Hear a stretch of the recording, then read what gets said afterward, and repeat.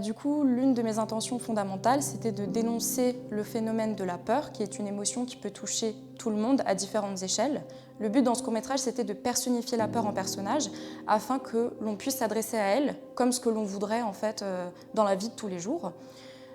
Dans ce court-métrage, c'est un peu de dénoncer le fait que même si la peur elle est là, c'est pas grave, qu'il faut continuer d'avancer, faut pas baisser les bras, faut pas se laisser avoir par ce qu'elle veut nous faire, quoi. Faut lâcher prise. Et que même si elle est là, le but, c'est pas de la faire disparaître, mais c'est en fait d'apprendre à vivre avec et de la côtoyer au quotidien parce que malheureusement, c'est ce que tout le monde vit et qui aura chaque jour. Et donc le but, c'est vraiment de passer outre. Il y a eu cette scène qu'on a dû tourner dans les toilettes de l'association. Dans le film, il y a un pitch qui est proposé où deux personnages vont copuler dans les toilettes.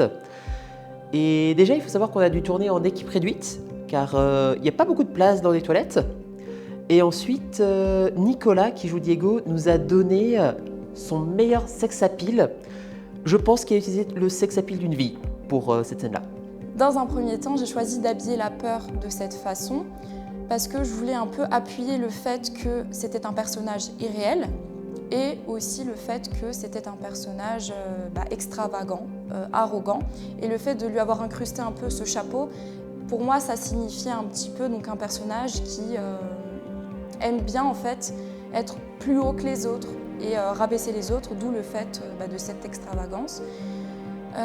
Pourquoi le choix de cette contre bleue? Je dirais que c'est pour appuyer donc, le fait qu'elle fasse peur, appuie ce côté craintif que peut ressentir le personnage quand elle la voit et appuyer la démarcation du réel et de l'irréel dans le court-métrage.